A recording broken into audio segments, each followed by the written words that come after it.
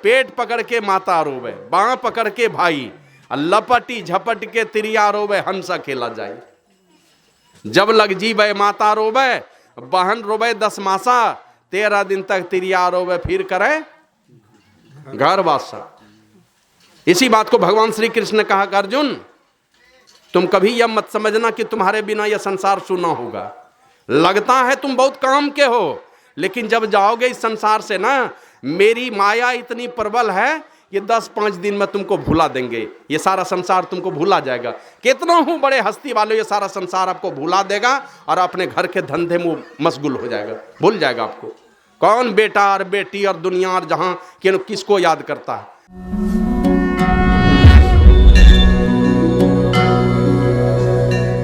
श्री सद्गुरु महाराज की जय।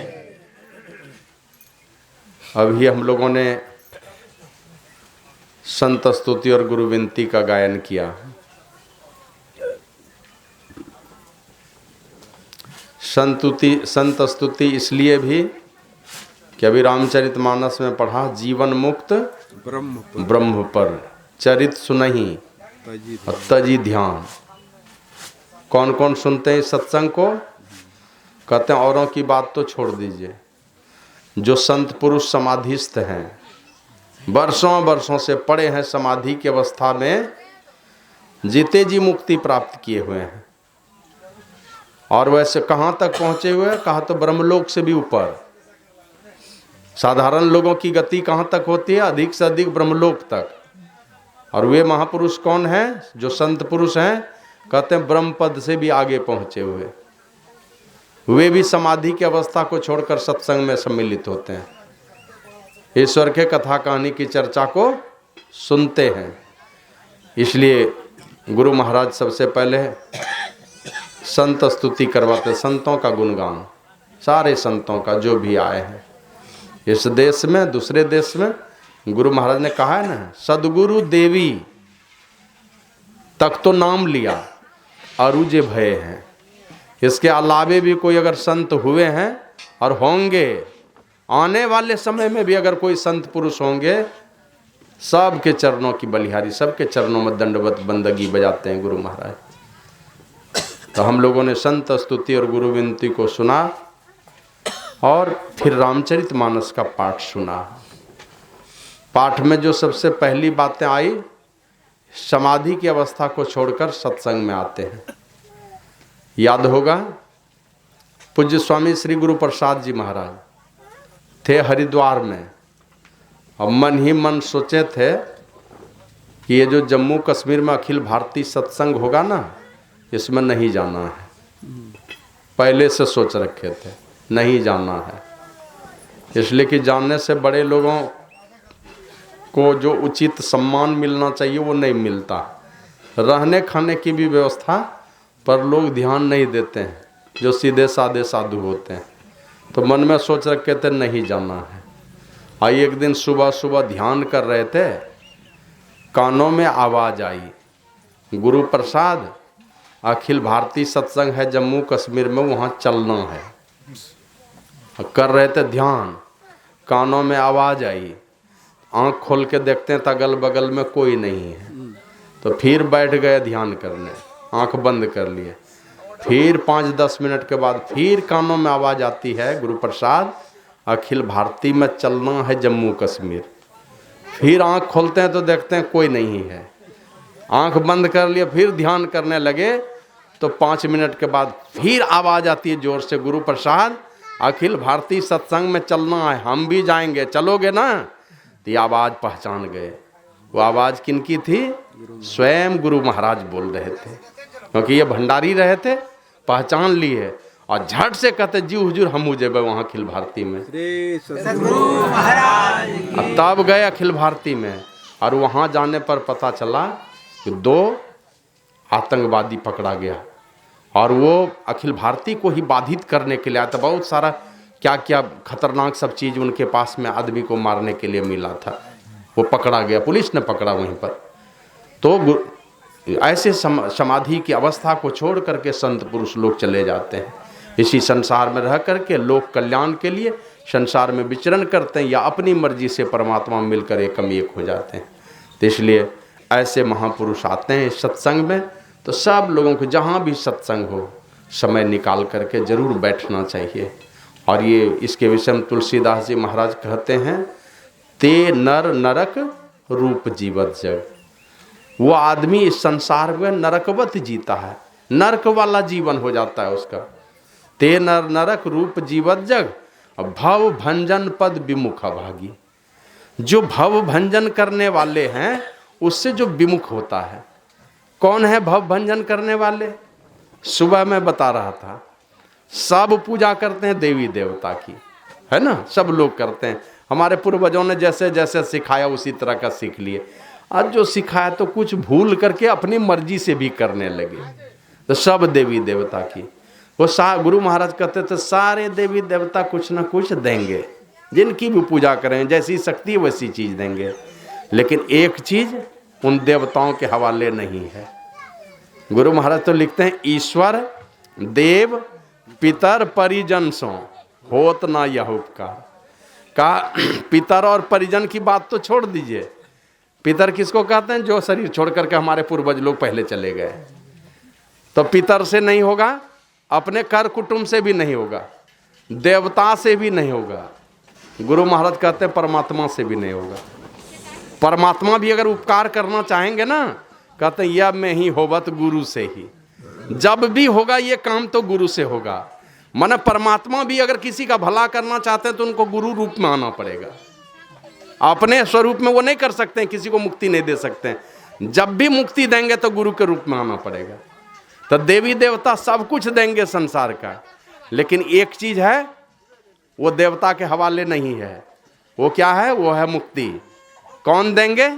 देंगे परमात्मा, उन्हीं के पास शक्ति है। और इस संसार में अगर कोई है मुक्ति देने वाले तो परमात्मा ही जब संत बन करके आते हैं, गुरु बन करके आते हैं, तो तब वो मुक्ति देते हैं। तो इसलिए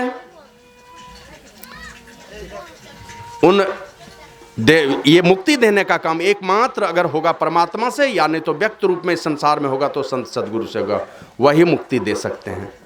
और ऐसे जो उस भव भंजन करने वाले, उस परमात्मा से गुरु से जो विमुख रहते हैं वे अभागे लोग हैं और उनका जीवन नरकवत हो जाता है। और जो उनसे जब विमुख रहेंगे, संतों से ही विमुख रहेंगे, तो सत्संग कहाँ से होगा?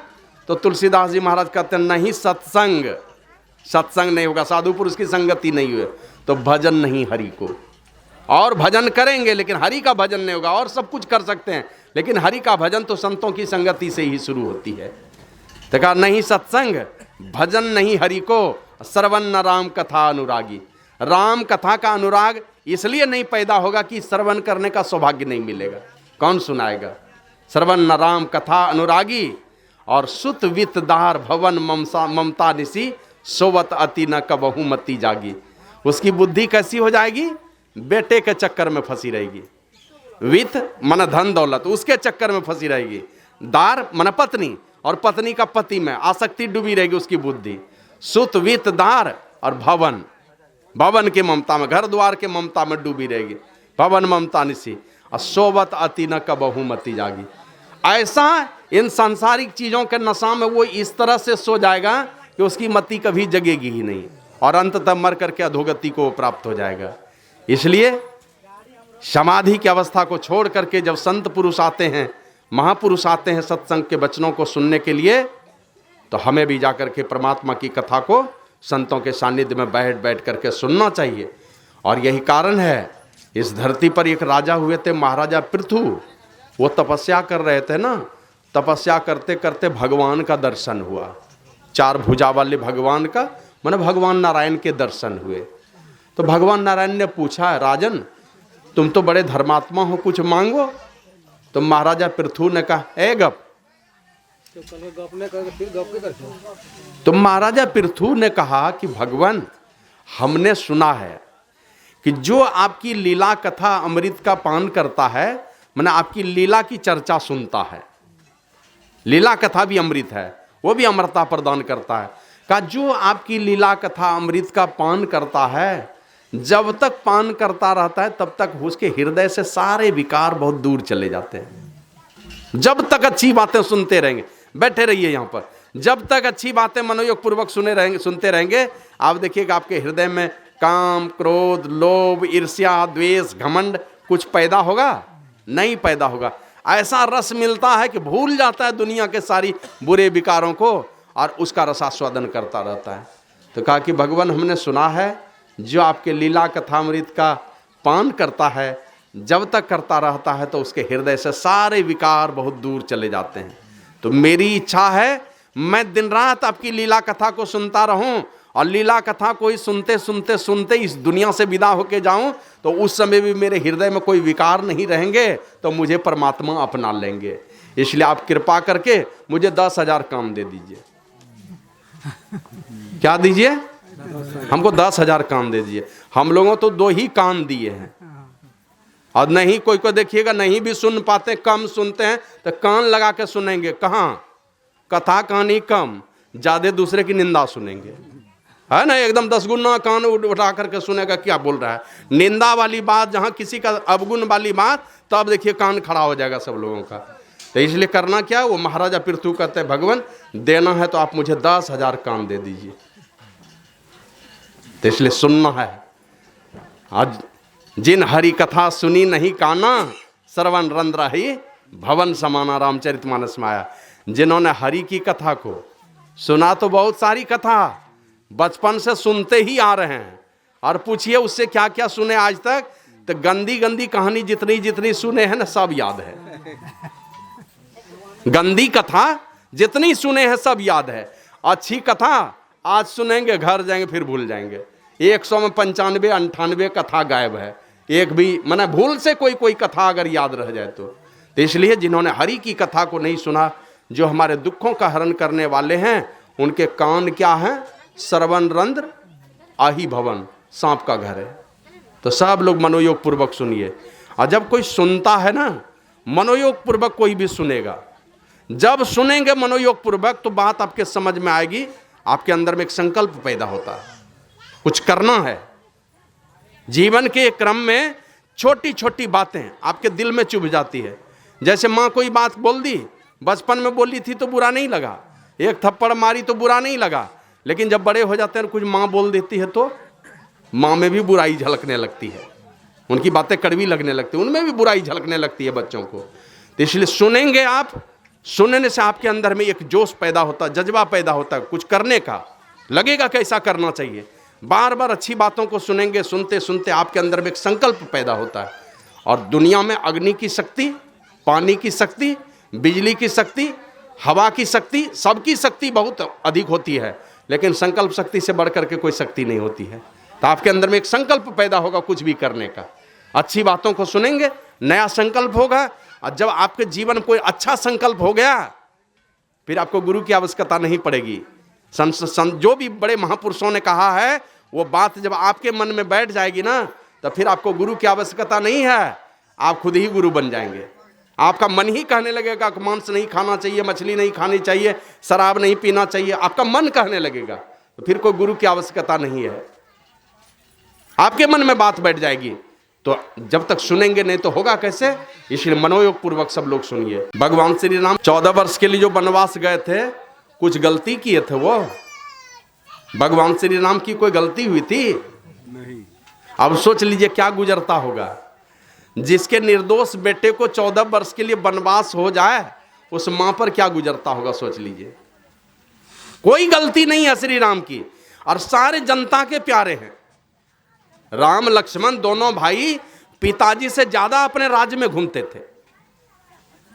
नहीं घूमते थे पिताजी उनके, पिताजी अगर घूमते तो शायद ये राक्षसी साम्राज्य का वर्चस्व नहीं बढ़ता, लेकिन राजा दशरथ नहीं घूमते थे, राम लक्ष्मण घूमते थे, इसलिए प्रजा के अधिक प्यारे थे। और भरत शत्रुघ्न तो नानी के घर में रहते थे अधिकांश, नाना नानी के घर में बहुत प्रेम मिलता था उनको, तो वहीं रहते थे। राम लक्ष्मण सारे नगर में घूमते रहते थे, और प्रजा के आंखों के दुलारे प्यारे थे वो। लेकिन हुआ क्या अनायास ही, अब उस मां पर क्या गुजरता होगा जिसके मां के निर्दोष बेटे को किसी ने वनवास दे दिया। और आप जानते हैं ना किस प्रकार का उस घर में व्यवस्था थी कि जब राम जी तैयार हुए वन को जाने के लिए, तो माता कौशल्या के पास गया है, पिताजी के पास पहले गया, फिर माँ के पास गया।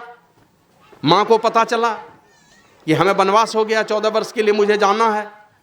तो माता कौशल्या कहती है पिता से ज्यादा अधिकार माँ का होता है। पिताजी ने दिया है ना आदेश, उससे ज्यादा अधिकार मेरा होता है। मैं नहीं दूंगी तुझे जाने के लिए, मैं नहीं दूंगी। तो भगवान श्री राम कहते हैं कि पिताजी के साथ ही साथ अगर माँ ने भी आदेश दिया है तब, बोला तब तुम जा सकते हो। माता कौशल्या ने नहीं पूछा कौन माँ ने दिया है। राम जी कहते हैं पिताजी के साथ ही साथ अगर माँ ने भी आदेश दिया है तब, कहा तब तुम जा सकते हो। नहीं पूछा कि कैकेयी ने दिया कि सुमित्रा ने दिया है, तब तुम जा सकते हो। और उसी समय जब राम जी जाने लगते हैं तो भगवान श्री राम अपने सामर्थ्य से, अपने शरीर से एक मानव के रूप में धर्म को पैदा किया। अब वो धर्म माता कौशल्या के पास जाके खड़ा हो गया और माता कौशल्या से हाथ जोड़ करके कहता, माते तुम्हारे मन में जो ममता की भावना उठ रही है ना, गलती नहीं कर बैठना। लगता था कि मैं अपने बेटे को रोक दूं, क्यों जाएगा ये वन को, क्या गलती हुई है। वो ममता आड़े आ रही थी, बंधन बन रहा था कि मैं अपने बेटे को रोक दूं। वो धर्म खड़ा है सामने, वो कहता माँ उस ममता को आड़े नहीं आने देना, बंधन नहीं बनने देना, नहीं तो मैं मिट जाऊंगा। मतलब धर्म मिट जाएगा। अगर राम नहीं गया वन में तो रावण की अगर हत्या नहीं हुई तो धर्म मिट जाएगा इस संसार से, इसलिए मुझे बचा लो। और राम अगर वन को चला गया, तुमने ममता नहीं दिखलाई और राम वन को चला गया, तो मैं सदा सदा के लिए स्थापित हो जाऊंगा इस संसार में। मतलब धर्म की स्थापना हो जाएगी अगर ये वन को चला जाता है तो उस ममता को भी आड़े नहीं आने दिया और यहां से चले जाते हैं। राम जी वन को जाते हैं, लक्ष्मण तैयार खड़ा है, माता से अनुमति लेने के लिए भेज दिया राम जी ने। माता से अनुमति लेने के लिए गया तो माता ने यही कहा कि बेटे चला जा, तू चला जा, मैं तो इस जन्म में तुम्हारी माँ हूं, पिछले जन्म में भी नहीं थी, इसके बाद वाले जन्म में भी नहीं रहूंगी। लेकिन ये कौन है, तो इनके विषय में कहा, प्रभु श्री राम के विषय में पहले तो कहा गुरु पितु मातु बंधु सुर साई। कितने हुए? 6। गुरु पितु मातु बंधु सुर साई, मानी यही सकल राम की नाही। ये 6 को किस तरह से मानना है? गुरु मिल जाए, माता मिले, पिता मिले, अपने भाई मिले, देवता मिले और अपना स्वामी मालिक परमात्मा मिल जाए। या तो संसार का कोई स्वामी है या सारे संसार का कोई स्वामी है, या संसारिक कामों का भी अगर मेरा स्वामी है, कोई मालिक है। किस तरह से मानना उसको? राम की तरह। मन माता है, पिता है, भाई है, देवता है, मालिक हैं और गुरु हैं, सब राम के नाते। कहा कि जाओ, और आज से मैं तुम्हारी मां नहीं हूं तुम्हारी मां। कहा जब जब तुमको मेरी याद आए तो माता सीता को देख लेना। जब मेरी याद आए तुमको, पिता की याद आए तो प्रभु श्री राम को देख लेना, यही तुम्हारे सर्वस्व है। और जब जब तुमको अयोध्या की याद आए, उसी दंडकारण्य को तुम अपनी अयोध्या मान लेना, क्योंकि जहां श्री राम है वहीं तुम्हारी अयोध्या है। और यही कह करके भेजा उनको, राम प्राण प्रिय जीवन जी के, स्वार्थ रहित शाखा सभी के। ऐ मेरे पुत्र, ये राम कौन है? राम प्राण प्रिय जीवन जी के, सारे जीवों के प्राणों के आधार हैं ये श्री राम, सारे जीवों के। और स्वार्थ रहित सखा सभी के, निस्वार्थ प्रेम करने वाले ये मित्र हैं। सारे संसार के सारे जीवों के बिना स्वार्थ के ही ये प्रेम करने वाले हैं। दुनिया के और लोगों का प्रेम तो स्वार्थ के वशीभूत होता है। ऐसे गुरु महाराज लिखे हैं, यह धन धाम कुटुंब कबीला सब स्वार्थ के चेहरे, अपने अपने सुख के साथी हेर न को सुख तेरे। इसी को बाबा कबीर एकदम विशद विश्लेषण करते हुए कहते हैं, मन फूला फूला फिरे जगत में कैसा नाता रे। अरे मन, इस संसार में जो तुम फूले फूले फिर रहे हो, कभी कुछ विचार किया कि जिसके साथ रिश्तेदारी है तुम्हारी, वो कैसे रिश्तेदारी है? कभी तुमने विचार किया? अपने ही मन के माध्यम से दुनिया के लोगों को सिखा रहे हैं। अब विचारो, माता कहे या पुत्र हमारा, बहन कहे वीर मेरा, अब भाई कहे या भुजा हमारी, नारी कहे नर मेरा, मन फूला फूला फिरे जगत में कैसा नाता रे। कभी विचार किया कि जिस माता ने कहा कि ये पुत्र है मेरा, बहन ने कहा मेरा भाई है, मेरा वीर है, और भाई ने कहा कि मेरा दाहिना हाथ है, नारी ने कहा मेरा नर है, मेरा पति है। तो थोड़ा और आगे बढ़ करके कहा जब लग जीवे माता, पेट पकड़ के माता रोवे, बाँ पकड़ के भाई, लपटी झपट के तिरिया रोवे, हंस खेला जाए। जब लग जीवे माता रोवे, बहन रोवे 10 मासा, 13 दिन तक तिरिया रोवे, फिर करे घर वासा। इसी बात को भगवान श्री कृष्ण ने कहा कि अर्जुन तुम कभी यह मत समझना कि तुम्हारे बिना यह संसार सुना होगा। लगता है तुम बहुत काम के हो, लेकिन जब जाओगे इस संसार से ना, मेरी माया इतनी प्रबल है, ये 10-5 दिन में तुमको भुला देंगे, ये सारा संसार तुमको भुला जाएगा। कितना हूं बड़े हस्ती वाले, ये सारा संसार आपको भुला देगा और अपने घर के धंधे में मशगूल हो जाएगा, भूल जाएगा आपको। कौन बेटा और बेटी और दुनिया और जहां किसको याद करता है। अभी देखते हैं कोई एक शहीद होकर के आता है, आया तो सब लोग रोते हैं, क्या जीवन भर उनकी धर्मपत्नी रोती रहती है? हाँ, आता है वो दिन, मृत्यु का दिन आता है। बहुत सारी बहनें हैं जो पति के वियोग में रोती हैं, लेकिन फिर भी भूल कर उन सारे दुखों को, गमों को भूल करके संसार के कामों में अपने को फंसाती है कि नहीं फंसाती है? इसलिए कहा हाड़ जरे जस लाह कड़ी के केस जरे जस घासा, और सोना ऐसी काया जर गई। तर जो कह रहे थे मेरा पुत्र है, नारी कह रही थी कि मेरा नर है, भाई कह रहा था मेरी भुजा है, बहन कह रही थी ये मेरा वीर है, तो आया क्यों नहीं? घास के तरह बाल जल गया, हड्डियां जल गई, लाह के तरह कड़क कड़क करके, और सोना ऐसी काया जल गई, सोने जैसी काया जल करके समाप्त हो गई, कोई नहीं आया। तो इसलिए कोई किसी यह धन धाम कुटुंब कबीला सब स्वार्थ के चेहरे, अपने अपने सुख के साथी हेर न को सुख तेरे, चले जाएंगे। कृष्ण भगवान ने कहा मेरी माया इतनी प्रबल है, लोग भुला देंगे आपको, भूल जाइए। तो इसी प्रकार वही भगवान श्री राम को यही कहा उनकी माता ने, बेटे तू चला जा उनके साथ, और भेज दिया। माता से अनुमति लेने के लिए गया, कहा ये निस्वार्थ प्रेम करने वाले हैं श्री राम, तो इनकी सेवा में चला जा, सपने में भी इनको दुख नहीं होना चाहिए, कह करके भेज दिया। अब प्रेम के विषय में हमने चर्चा किया था गोड्डा में भी, किस प्रकार का भाई भाई का प्रेम था।